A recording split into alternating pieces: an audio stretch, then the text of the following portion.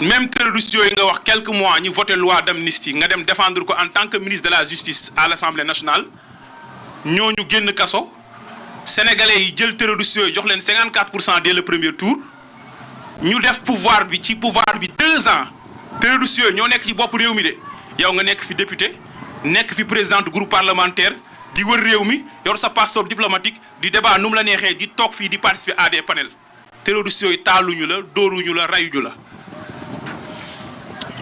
Ok. Alors, pourquoi je dis ça? C'est pour dire que exclusion yooyu noonu mooy indi ay réew di tàkk c'est pas Moyen-Orient tàkk bi muy tàkk nii ay dëkk yi tàkk waxuma yeneen dëkk yi ñëw di song yeneen dëkk de mais phénomène yi fa am yu ci bëri ay pouvoir ñooy toog bëgg a téye nguur gi te di exclure nit ñi fi may daanelee si yeneen ñaari facteurs yi mooy citoyens yi ñàkk confiance ci seen gouvernant ci ni ñu yoree seen alalu réew ci yorin boo xam ne leerul ak ci yorin boo xam ne sellul ñaari yooyu boo amee confiance rupture de confiance dafay am ñeenteel bi comme facteur mooy l'inégalité des citoyens devant la loi l'inégalité des citoyens devant la loi mooy mu am ñu sénégalais yoo xam ne bu ñu génnoon jam fii benn nit wala ñu dóor ko mu blessé bu ñu demee ci kanamu tribunal de grande instance en flagrant délit wala grande correctionnelle ñu condamné leen mu am ñu rey ay sénégalais ñu ne kenn waru leen topp ci yoon mu am sénégalais boo xam ne bu sàccee téléphone portable ci bus ñu jàpp ko tëj kaso mu am sénégalais yu ñuy topp pour escroquerie sur ay milliards ñu war a rendre compte de leur gestion am ay nit yu taxaw ne ñooñu dañ leen war a bàyyi au nom de la démocratie non.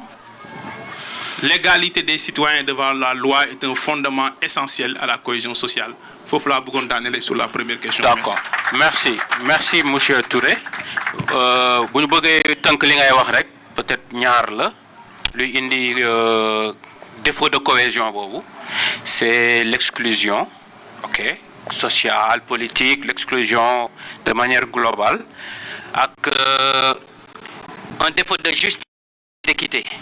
Ok. Maintenant, je voulais qu'on essaie de répondre à ces questions de manière vraiment approfondie, sans essayer personnaliser ou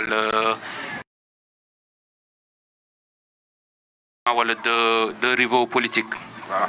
Léegi ma question, c'est qui arrive. Maintenant, on a constaté que Sénégal fini, madame opposition ak parti au pouvoir, dañuy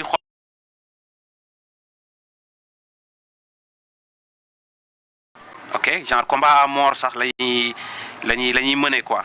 Maintenant yow en tant que sociologue yan mécanisme de dialogue nan la ñu mën a def comme genre fora bi nii ah. Forum bi ni ñu organiser déjà je pense que c'est excellent pour indi waxtaan ak cohésion mais yow au-delà de genre format bi nii yan genre mécanisme la ñu mën a def la ñu mën a teg pour vraiment cohésion bi nekk vraiment dans l'ADN du Sénégalais. Merci beaucoup monsieur le modérateur. Je voudrais commencer par féliciter honorable député Aïssata Tall Sall pour sa constance. Je crois que ça, nous l'avons tous retenu, sa constance et la profondeur de ses interventions au niveau de l'espace public. Je voudrais aussi féliciter mon ami et jeune frère Ngagne. Lui aussi, je crois qu'on peut parfaitement lui dire, reconnaître la même chose, la constance et l'engagement. Alors, si on dit ça, ça veut dire que nous sommes en présence au moins de deux acteurs qui convergent vers le même point. L'imam Ali dit que le savoir se situe en un seul point. Tous les savoirs convergent vers le même point. Et donc, de ce point de vue-là, je crois que lorsque nous sommes imbus de valeurs fortes, de principes forts, d'idéaux forts, nous convergeons toujours vers le même point. Alors, ce qui s'est passé, c'est que si on regarde un grand penseur qui s'appelle Pierre Clastres, lui dit que la vie politique a évolué en passant par plusieurs phases. Tout d'abord, les sociétés humaines étaient dirigées par les personnes les plus physiquement robustes. C'est comme les hordes animales. C'est le plus robuste qui s'impose. Au départ, ça se passait comme ça. Le plus robuste s'impose. Il prend le pouvoir par la force. On n'y peut rien. Il dit, bon, moi je suis le plus fort, je domine tout le monde. et j'écrase tout le monde. Mais on s'est rendu compte aussi que la force physique, elle n'est pas pérenne.